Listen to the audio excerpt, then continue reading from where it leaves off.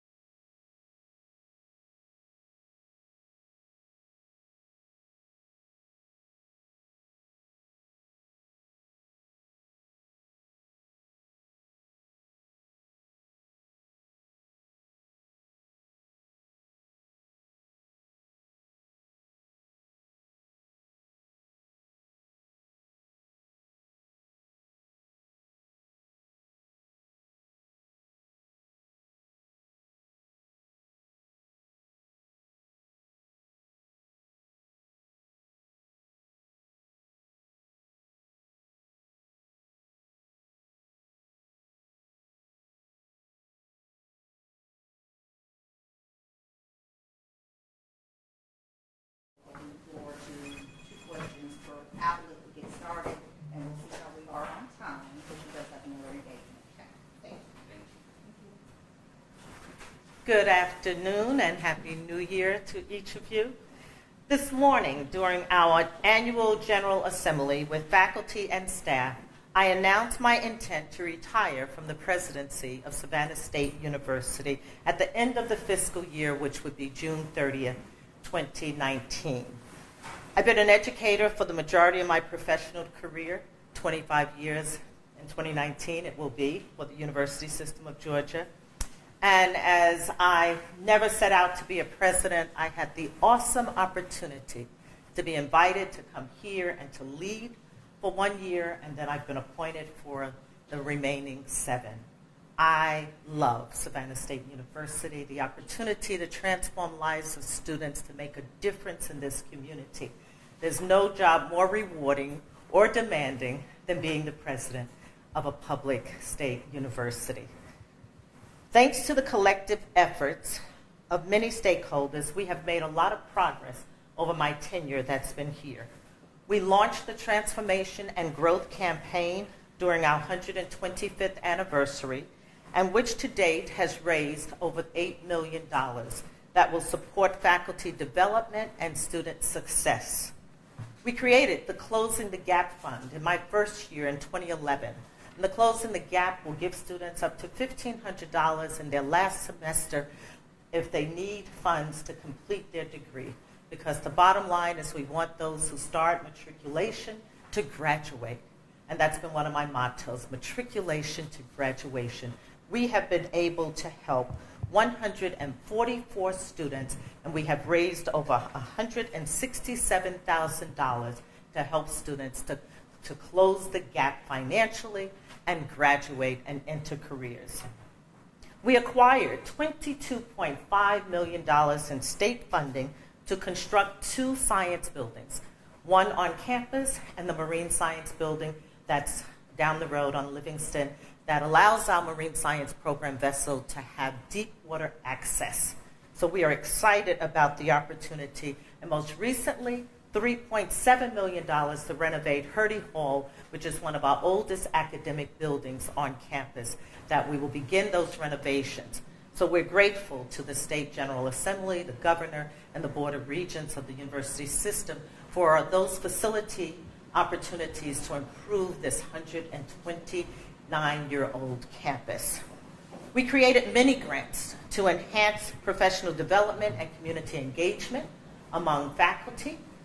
And we have strengthened our international education and our global opportunities for our faculty and staff.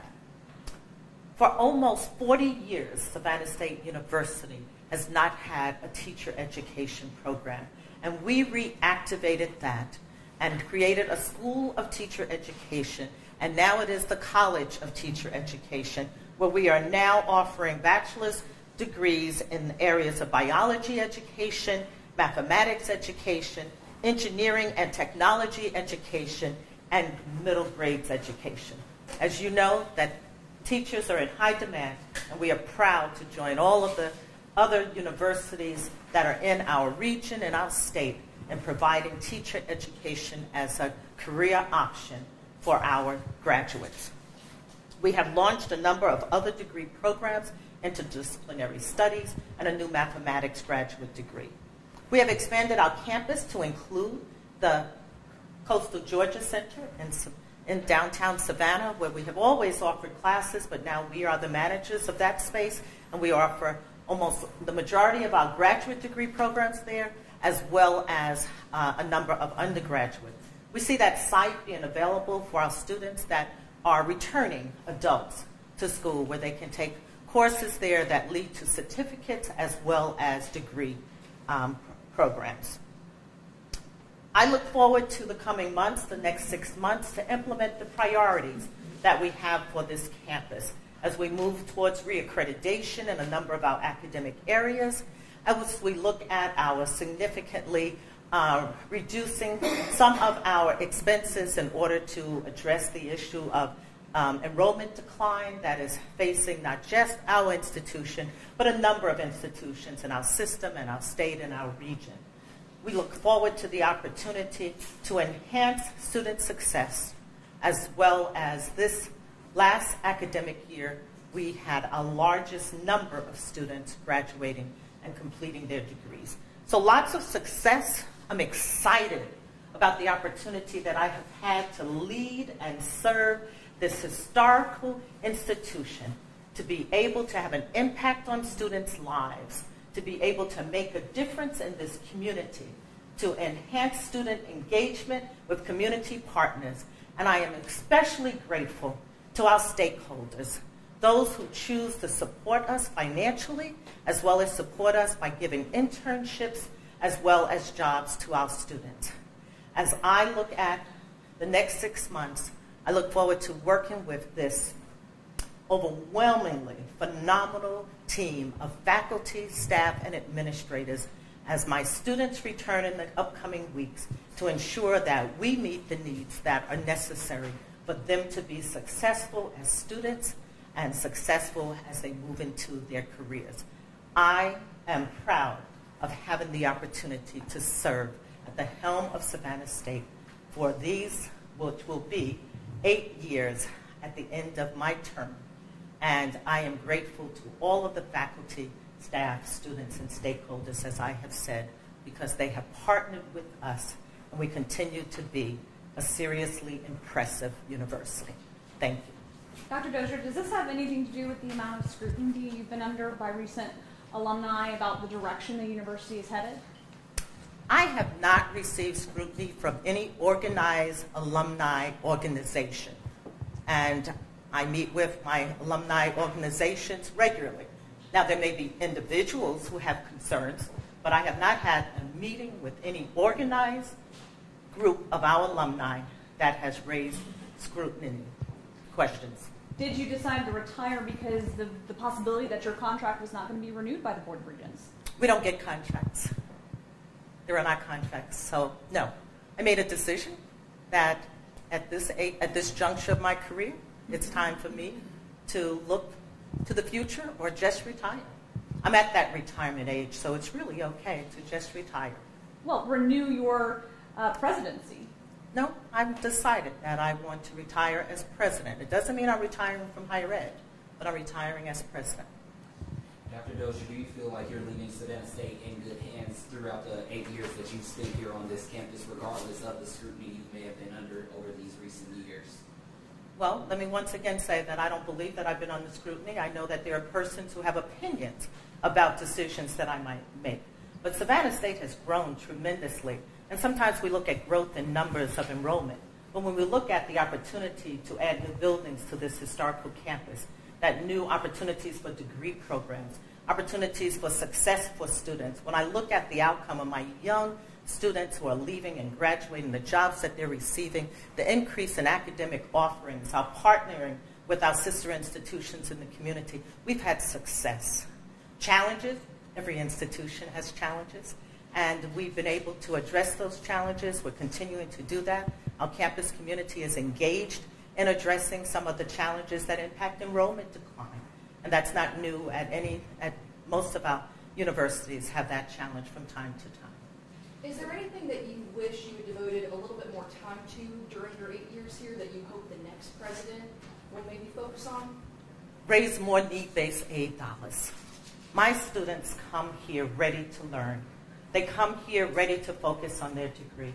But almost 60% are first generation. And many of them come with enough dollars to start their first year, but they don't have enough dollars to complete. So what I hope is that we would find ways that we can raise more dollars to match the dollars that I've been able to raise in the Closing the Gap Fund, as well as our dollars in our Transformation and Growth campaign. Because it's about students being able to have what's necessary, the resources. And what's missing for most of my students is need-based aid to help them to complete their degree. So I hope that person comes in ready to know that part of, it's not in the job description all the time, but part of what we have to do is fundraise and friend raise. And I think I've done a phenomenal job in this community partnering with all of our agencies, our corporations, and have received support from all of our community partners. And we just want to continue to increase that. Dr. Dozier, how difficult was it to make this final decision to retire for you, especially having all of these successes? I have to say it's not difficult. I've known the age that I wanted to retire at. I know that I wanted to transition. As I said, I didn't start out wanting to be a president, but I've always been a leader. I've always been an administrator. So I'm stepping down from this position, but I will continue to be an educator, a scholar, an advocate for student success, a researcher. I'll have opportunities to write and help the future leaders of institutions address some of the concerns that are different today than they were 20 years ago in higher ed. There's lots of ways to continue to be a voice in advocating for students and completion. And I plan to be that voice in this region, in this state, in this nation.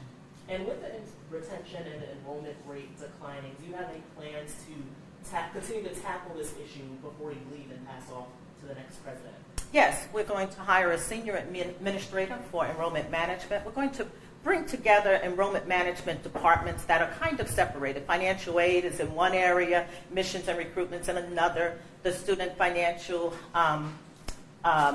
services office is in another one, the registrar. So they report to different senior administrators. So we're going to look at some models of a one-stop shop. We're going to move all of those departments into the same building with the exception of our cashier offices here. But other than that, they will all be in the same building. So when a student is looking for services, they can go right here, walk across the hall, walk down the hall. And we believe that that's going to help in the enrollment management. So I'm excited that I have the opportunity to work on some priority areas with the team, with faculty and staff. They have made some recommendations that they're bringing to me about how we can address some of these issues. And I look forward to sitting down with those leaders across our campus and my senior leadership team in addressing. And so right now, we're going to adopt some of those, and you'll hear more about that in the coming months. And do you know exactly what's next for you? I don't, and that's exciting. It's real exciting. I don't know if anybody has read Michelle Obama's book, Becoming. I think I'm going to be becoming that next person that, as I said, steps up and leads and be a voice, because that's what I do and that's what I love to do. So I have absolutely no plans other than maybe to finish doing some writing and some research and teach is what I always love doing. But I do that already. So I look forward to those opportunities. What are some of the factors that led to the enrollment decline?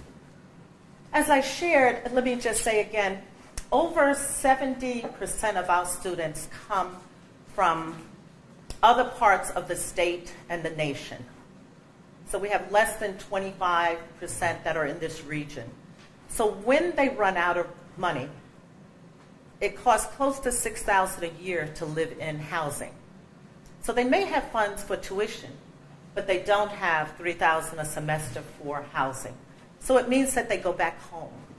And one of the areas I think that you asked that we what else would I do differently is, or the next leader someone asked that I hope they would do, is we have to add more online education. When students leave and they can't stay on campus, they could go home and continue to take and finish their degree if we had more online. We are still pretty much a traditional residential campus. And we will have to transition to be a campus that can serve students no matter where they are. And most of our students work, as many of you know. They work 1 and 2 jobs right here in town, this great city and region for employment. But their hours of working is not always coincide with the hours that courses are offering. So the Coastal Center gives us options of offering more evening and early morning times that we can accommodate working students. And online is what our academic affairs is looking at, adding more online education so students who stop out for financial reasons or life reasons can start again. And we look forward to enhancing that. That will be a great way for that next leader to come in and charge forward. And Dr. Dozier, you spoke a lot about this decline in enrollment with the students, but would you be willing to address some of the issues that have been going on with staffing in some of these departments and just the decline in their roles? Help me with that again. Just layoffs in some departments. Oh, what we have done is we know that the state operates in a 2-year lag of reimbursement for your enrollment. So our enrollment for 2017, our lag will come in fiscal 18, the lag will come in fiscal 20. So that if we were down by 500 students, then they will calculate then how much will you not have in your state allocation. So we know that for fiscal 20 budget, we are over $2 million in a lag. So that, therefore, I needed to address that through personnel and other university cuts that will take place to meet what the budget will be next year. So there are more cuts that will be taking place. So we have already, according to the Board of Regents policy, faculty or contracted employees, which are faculty, have to be notified in certain time periods. So we took care of those in the early fall. And staff notification is the minimum of 60 days.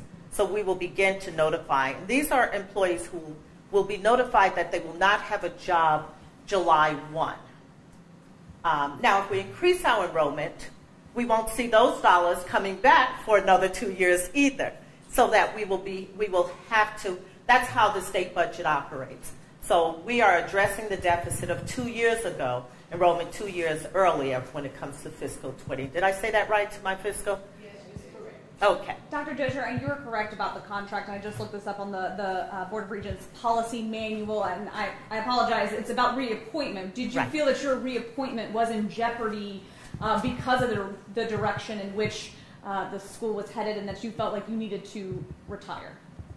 That is a good question for my chancellor who makes a decision on reappointment, but there has been absolutely no indication that my reappointment was in jeopardy. But once again, that's a question for the chancellor. We continue to lead at the level that we are, and I've been excited, and he's been excited, and we all have challenges. If you look at the Board of Regents and their report, 14 of 26 institutions have a decline in enrollment. We are addressing. That's over half of the system schools. I have to do my part here. And there were years we were up and others were down. So this is just where we are right now. So any speculation that you being pushed out would be, what's your response to that? I wouldn't be standing here if I was pushed out. I would be gone. Over these last 8 years, how have you helped reduce crime on campus? We have increased our safety and security in a number of areas. We have added, if you've been coming on campus for a while, we have more security. Our gate is not just by the stadium. Our gate, we also have added security gates at all of our entrances. Our chief is here at our Jasmine gate and here at our Fallagate gate. So that security is real important. We have collaborated with the systems chief of police and other institutions to look at models that they have used to address crime, and we are moving in the right direction. the impact that crime is having in our schools, whether they're public schools, private schools, higher ed, is overwhelming in our country.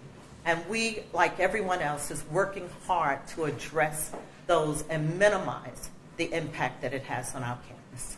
The dean of the business school, as I understand it, left about a month after he wrote a letter to you that was critical of some of the cuts that resulted in what he said were less qualified business professors. Can you speak to why he left so abruptly or so soon after that letter was written? Dr. Sarhan has not left. He has announced his retirement for around the same time I'm retiring. His retirement will be May of 20. Dr. Sarhan is not the current dean, but he is faculty member, and deans serve at the pleasure of their vice president. Dr. Sarhan is still employed here, and he has announced his retirement for spring of 2019, just like I have announced mine. So he was dean until January 1st? I don't have the dates. I don't have those dates in my head, but deans change, and the provost appoints deans, and they serve at the pleasure. He has a permanent position as a faculty member. No contract employee has been let go or terminated for cause at this institution this academic year. 2 more questions, because I told you at the beginning that she does have another engagement, so 1, 2. Going once. In the past, I know we talked a lot about the opinions from alumni and everything else, and we also talked about the Board of Regents. Have you met with the Board of Regents in the last couple of months in reference to any of these letters that have been sent to them? Board of Regents has not. The Board of Regents is made up of, a host of regents. I report to the Chancellor. The Chancellor reports to the Board of Regents. I have not been asked to address any letters that have been sent. The Chancellor and I meet with alumni groups as organized groups request those meetings, and we have those ongoingly. I meet with the National Alumni Association regularly. I meet with our local chapter regularly. And once again, I will say, I have not seen a letter signed by any of these officially organized alumni groups. There will always be disgruntled individuals, but right now, I'm willing to always sit down, as I do, with all of our stakeholders. And our alumni are phenomenal in their support of their alma mater. Our alumni give. Our alumni come out here, and they work with us and collaborate with us. So I would not take a very small number of alumni concerns and generalize that. That's misrepresentation of our phenomenal, impressive alumni. We just awarded honorary doctoral degrees to 3 of the most phenomenal flag officers who graduated from our institution in the 70s and the 80s, who are top military officers and reached the ranks of general, lieutenant general, and rear admirals. I can name alumni that are doing such phenomenal work. Let's talk about that, because those represent the opinions of our great university and the success that comes from those who enter their careers. But I think we're moving, as our first president said, tell them we're rising. Savannah State continues to rise, and we continue to reach those great levels and all the possibilities that are here for students to achieve and be successful happen here at Savannah State. Thank you for coming out. I'm excited. I'll be here to June, and I look forward to seeing you and responding to other concerns you may have in the future. Thank you. You're welcome.